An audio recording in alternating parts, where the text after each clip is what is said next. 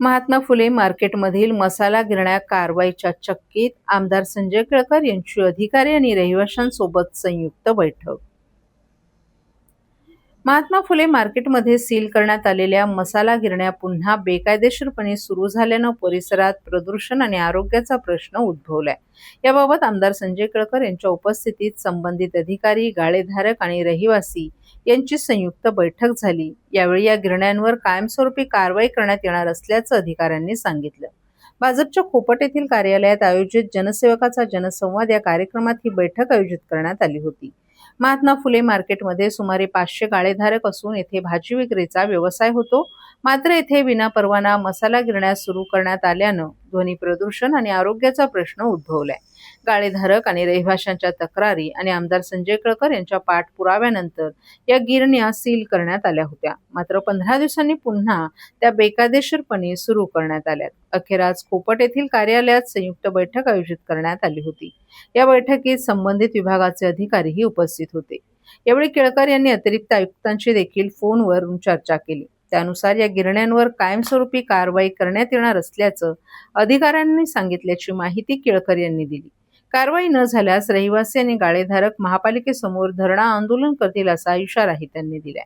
4 वर्षांपूर्वी झाड पडून एका तरुण वकिलाचा मृत्यू झाला होता. त्यांच्या पत्नीला महापालिकेत हंगामी स्वरूपाची नोकरी देण्यात आली आहे. त्यांना कायमस्वरूपी सेवेत घेण्यात यावं यासाठी केळकर यांनी विधिमंडळातही मुद्दा उपस्थित केला होता. अखेर या प्रकरणी राज्य शासनानं पालिका स्तरावर निर्णय घेण्याचे आदेश ठाणे महापालिकेला दिले आहेत. त्यानुसार येत्या महासभेत भाजप नगरसेवक कायमस्वरूपी नोकरीबाबतचा प्रस्ताव मांडतील अशी माहितीही केळकर यांनी दिली आहे. जनसेवकाचा जनसंवाद या कार्यक्रमात वागळे स्टेट पोलिसांच्या कारभारावरही केळकर यांनी आक्षेप घेतलाय. एकाच गुन्हेगाराविरुद्ध 5 तक्रारी दाखल असताना कारवाई होत नसल्याने केळकर यांनी संताप व्यक्त करत याबाबत जाब विचारणार असल्याचंही सांगितलं. आज सर्वात 2 महत्त्वाचे विषय आले.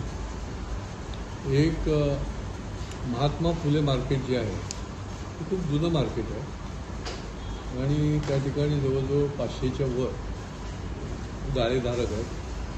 भाजीपाला विक्री करणं हा मुख्यतः त्या लोकांचा व्यवसाय आहे. या ठिकाणी बेकायदेशीरपणे आज रोज मसाल्याची चक्क्या सुरू केल्या आहेत की ज्याचा आवाज जो आहे तो आजूबाजूच्या रहिवाशांना देखील एवढा आवाज यायला लागला, कर्कश. त्यांनी तक्रारी केल्या, मार्केटमधल्या लोकांनी तक्रारी केल्या आणि ते मार्केटचे मेंबर नसून देखील त्यांनी दादागिरीने त्या ठिकाणी आपलं बस्तांड मारलं होतं. आता ह्या ज्या मशीनवर चालणाऱ्या मसाल्याच्या गिरण्या आहेत या बेकायदेशीरपणे आहेत. ध्वनी प्रदूषण, सर्वच प्रकारचे ते कुठलेही परवाना नसलेले आहेत. त्याला बंद करायला म्हणजे 1.5 महिन्यापूर्वी आम्ही बंद केली होती, 15 दिवस सील केलं, पुन्हा ते उघडलं. कोणाचे इशारे असतात, कोणाचे दबाव असतो, अधिकारी पण काही पुढे जात नाही आणि याच्यामध्ये आमचे हे सामान्य जे व्यवसाय करणारे जे भाजीपाला विक्रेते आहेत हे त्याच्यामध्ये खूप मोठे त्रासाने म्हणजे त्यांनी शेवटी निर्णय केला होता की आम्ही ताबडतोब आता हे मार्केटच बंद करतो आणि धरणं धरून बसतो. आता खरं म्हणजे इतकी साधी गोष्ट आहे की अधिकाऱ्याला याच्याकरताच तर पगार दिला जातो ना की जे बेकायदेशीर आहे, जे अनधिकृत आहे, जे गैर आहे त्याच्यावर कारवाई केली जाय पाहिजे की लोकांनी कशाला त्यांना तक्रारी करायला पाहिजे. आणि त्याच्यामुळे आजच्या मी या विषयाचा सोक्षमोक्षच करण्याचं ठरवलं होतं. इकडे मी अधिकारी आले, त्या संबंधित खात्याचे अधिकारी आले, वरिष्ठ आपल्या ॲडिशनल कमिशनरशी मी बोललो आणि आज किंवा उद्या त्या ठिकाणी पथक जाऊन ते कायमचं सील करण्यात येईल अशा प्रकारचं त्यांनी सांगितलं. आणि जर नाही झालं तर अधिकाऱ्यांच्या विरुद्ध त्या ठिकाणचे सगळे मार्केटवासी जे आहेत ते त्या ठिकाणी तीव्र आंदोलन करत, धरणं आंदोलन करत तिथे बसल्याशिवाय राहणार नाहीत. सर्व नागरिकांना आवाहन करण्यात येत आहे की सध्या डासांमार्फत पसरणाऱ्या डेंग्यू या आजाराचा प्रसार रोखण्यासाठी प्रत्येकाने पुढील प्रमाणे कार्यवाही करावी. डेंग्यू आजार एडिस इजिप्ती हा डास चावल्याने होतो. या डासांची पैदास साचलेल्या किंवा साचवलेल्या स्वच्छ पाण्यामध्ये होते. 8 दिवसांपेक्षा जास्त दिवस पाणी उघडे व साचून राहिल्यास त्यात डास अंडी घालतात. अंड्यांच्या अळ्या तयार होऊन पुढे डास तयार होतात. यासाठी आपल्या घरातील पाणी साठे उदाहरणार्थ बॅरल्स, पिंपे, टाक्या, हौद, रांजणे इत्यादी दर आठवड्याला रिकामे करून घासून पुसून कोरडे करून पुन्हा भरावे. 1 दिवस कोरडा दिवस म्हणून पाळावा. पाणी साठ्यांना घट्ट झाकणे बसवावीत किंवा जुनी साडी, चादर, धोतर यांनी बांधून झाकून ठेवावीत, म्हणजे डास त्यात जाऊन अंडी घालणार नाहीत. घराच्या गच्चीवर, आजूबाजूला, अंगणात कोठेही पाणी साचू देऊ नये. भंगार सामान उघड्यावर टाकू नये. उदाहरणार्थ टायर्स, प्लास्टिक सामान, कुंड्या, टाकाऊ वस्तू इत्यादी. अशा सामानात पावसाचे पाणी साठून त्यात डेंग्यूच्या डासांची पैदास होते. घरातील कूलर्स, फ्रीजच्या पाठीमागील ट्रे हे देखील वेळोवेळी कोरडे करावेत. लक्षात ठेवा, नुसत्या फवारणीने डास घनता कमी होत नाही, तर त्यासाठी डास पैदास ठिकाणे नष्ट करणे ही आपल्या सर्वांची जबाबदारी आहे. कोणताही ताप अंगावर न काढता जवळच्या शासकीय रुग्णालयात मोफत औषधोपचार घ्या. अशा प्रकारे नागरिकांनी सहकार्य केल्यास डेंग्यूचा प्रसार रोखणे सहज शक्य आहे.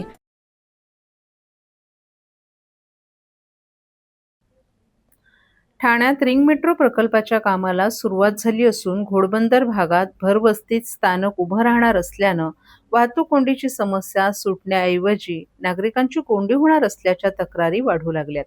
यावर शासकीय विश्रामगृहात झालेल्या संयुक्त बैठकीत आमदार संजय केळकर यांनी प्रत्यक्ष पाहणी करून योग्य मार्ग काढण्याच्या सूचना मेट्रो अधिकाऱ्यांना केल्या आहेत. ठाणे शहरातील अंतर्गत वाहतुकीवरील ताण दूर करण्यासाठी रिंग मेट्रो प्रकल्पाचं काम सुरू करण्यात आलं आहे. केंद्र आणि राज्य शासनाच्या मदतीने होणाऱ्या या प्रकल्पासाठी 12,000 कोटी रुपयांच्या खर्चाला मान्यता देण्यात आली आहे. टेंडर प्रक्रिया पूर्ण झाली असून पुढील कामही लवकरच सुरू होणार आहेत. या प्रकल्पाचा मार्ग 29 किलोमीटर असून काही मार्ग जमिनीखालून तर काही जमिनीवरून असणार आहेत. हा मार्ग ज्या ठिकाणाहून जाणारे त्या परिसरातील नागरिकांनी अनेक तक्रारी आमदार संजय केळकर यांच्याकडे केल्या आहेत. त्या अनुषंगानं केळकर यांनी शासकीय विश्रामगृहात संयुक्त बैठकीचं आयोजन केलं होतं. यावेळी हिरानंदानी मेडोज, रोडाज, ऋतू इस्टेट, हिरानंदानी इस्टेट आदी भागातील रहिवाशांचे प्रतिनिधी, मेट्रोचे व्यवस्थापकीय संचालक आणि ठाणे शहरातील प्रकल्पाचे मुख्य अधिकारीही उपस्थित होते.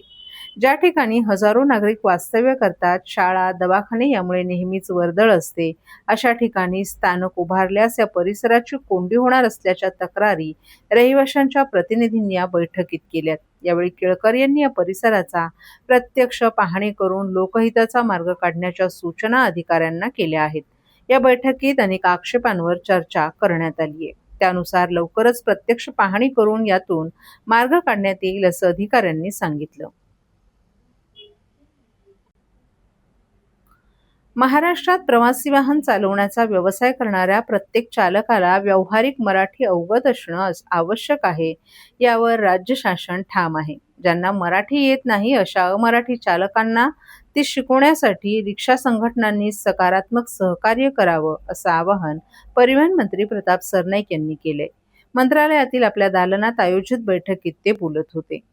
महाराष्ट्रात हे प्रगत राज्य असून रोजगार निर्मिती हा सरकारचा प्रमुख उद्देश आहे. मात्र राज्यात व्यवसाय करताना आणि सर्वसामान्य प्रवाशांशी संवाद साधताना संबंधित चालकाला व्यावहारिक मराठीचं ज्ञान असणं ही किमान अपेक्षा असून राज्यभाषा म्हणून मराठीला सन्मान मिळावा यासाठी अमराठी चालकांनी ती शिकणं आवश्यक असल्याचं मंत्री सरनाईक यांनी सांगितलं. प्रवाशांशी संवाद साधण्यासाठी आवश्यक असलेली प्राथमिक मराठी चालकांना शिकवण्यासाठी शासन विविध उपाययोजना राबवते. या उपक्रमात मुंबई मराठी साहित्य संघ आणि कोकण मराठी साहित्य परिषद यांसारख्या संस्थांचे तसंच साहित्यिकांचं मोलाचं सहकार्य लाभत आहे. याशिवाय रिक्षा आणि टॅक्सी संघटनांनीही मराठी शिकवण्यासाठी सहकार्य करण्याची तयारी दर्शवलीये. ही अभिमानास्पद बाब असल्याचं त्यांनी नमूद केलं. अमराठी चालकांना मराठी शिकण्यासाठी ठराविक मुदत द्यावी ही संघटनांची मागणी योग्य असून त्यावर सकारात्मक विचार सुरू आहे. तथापि मराठी भाषा शिकणारच नाही अशी मुजोरी दाखवणाऱ्यांच्या बाबतीत मात्र कठोर कारवाई केली जाईल असा इशारा मंत्री सरनाईक यांनी दिलाय. उद्या परिवहन आयुक्तालयात राज्यातील 59 प्रादेशिक आणि उपप्रादेशिक परिवहन अधिकाऱ्यांची व्यापक बैठक आयोजित करण्यात आली असून त्यामध्ये या विषयावर सविस्तर चर्चा करून योग्य निर्णय घेतला जाईल असंही त्यांनी स्पष्ट केले. दरम्यान रिक्षा चालकांसाठी मराठी भाषेच्या व्यावहारिक ज्ञानासंदर्भात लघु अभ्यासक्रम तयार करण्याचा शासनाचा मानस आहे. त्यानुसार जनजागृती उपक्रम राबवून चालकांना मराठी शिकण्यासाठी आवश्यक ते सहकार्य उपलब्ध करून दिलं जाणार असल्याचं आश्वासन मंत्री सरनाईक यांनी दिले.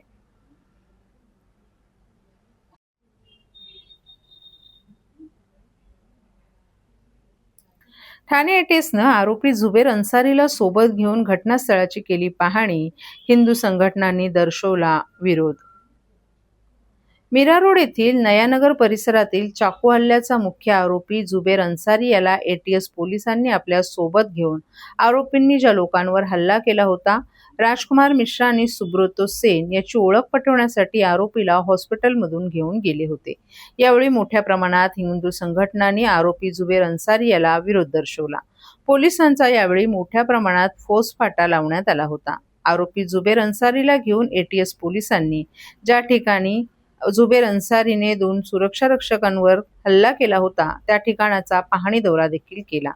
नयानगरमध्ये गदारोळ सुरूच असून हिंदू आम्ही जिहादींचा अत्याचार सहन करणार नाही आणि जय श्रीरामच्या घोषणा देत आंदोलन करीत आहेत.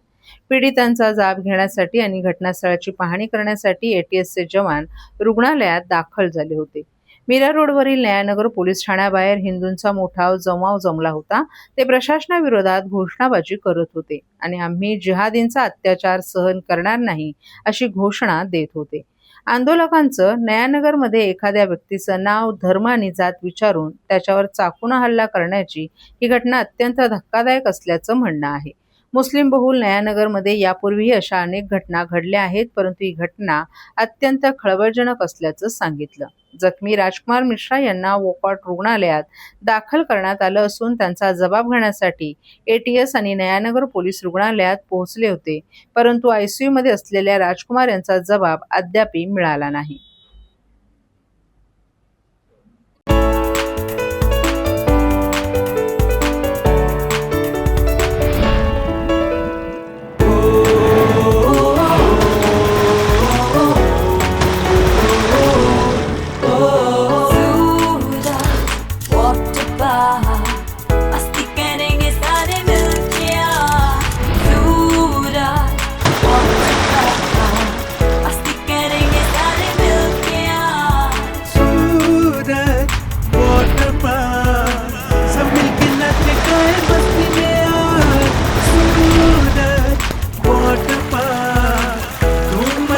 सब मिलके आज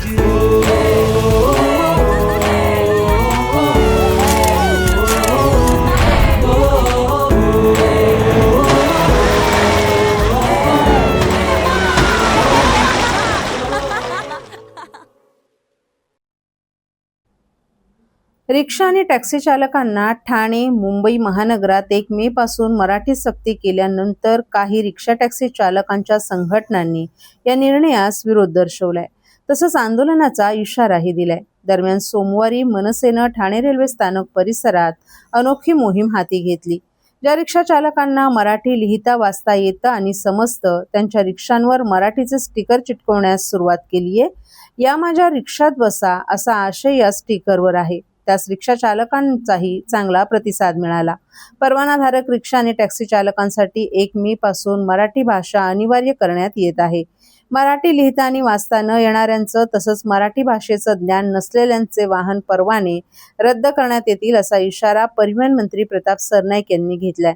या निर्णयानंतर ज्या परप्रांतीय रिक्षा चालक किंवा टॅक्सी चालकांना मराठी भाषा येत नाही त्यांच्या अडचणी वाढणार आहेत. दरम्यान या निर्णयास काही रिक्षा टॅक्सी चालकांच्या संघटनांनी विरोध दर्शवला असून आंदोलनाचा इशारा दिलाय. मनसेनं देखील संघटनांविरोधात आक्रमक पवित्रा घेण्यास सुरुवात केली आहे. आज ठाणे रेल्वे स्थानक परिसरात मनसेने एक वेगळी मोहीम हाती घेतली. यापूर्वी अशी मोहीम मुंबईतही झाली होती. ठाणे रेल्वे स्थानक परिसरातून किमान 7 ते 8 लाख प्रवासी ये-जा करतात. ठाणे रेल्वे स्थानकाच्या पश्चिमेला मीटरच्या रिक्षासाठी सॅटिस पुलाखाली स्वतंत्र थांबा आहे. या थांब्यावर मनसेच्या पदाधिकाऱ्यांनी मोहीम घेतली. ज्या रिक्षा चालकांना मराठी समजते तसंच जे रिक्षा चालक मराठी आहेत त्यांच्या रिक्षांवर मनसेनं स्टिकर चिटकवण्यास सुरुवात केली आहे. त्या स्टिकरवर मी मराठी बोलतो, मला मराठी समजतं, या माझ्या रिक्षात बसा असा आशय लिहिला आहे. मनसेच्या या मोहिमेनं सर्वांचंच लक्ष वेधून घेतलंय. मला वाटतं 20-25 वर्ष इथे राहतोय आणि ते रिक्षाचे व्यवसाय करतो. आम्हाला काही प्रॉब्लेम नाही मराठी बोलायला. आम्हाला मराठी कळतं, मराठी बोलते, व्यवस्थित बोलतो, काय प्रॉब्लेम नाही. काय संपविरोध काय प्रॉब्लेम नाही. आम्ही संपविरोध करणार नाही. जे रिक्षा चालक विरोध करतायत त्यांना काय संदेश द्याल तुमच्या माध्यमातून? काय संदेश आहे, मराठी बोलायला काय होतं, शिका, मराठी शिका. नाही येत त्याचं तर शिका. कोण जबरदस्ती करतो, पण शिकून घ्या ना. इथे धंदा व्यवसाय आपण करतो तर आपण तर भाषा तर शिकायलाच पाहिजे ना.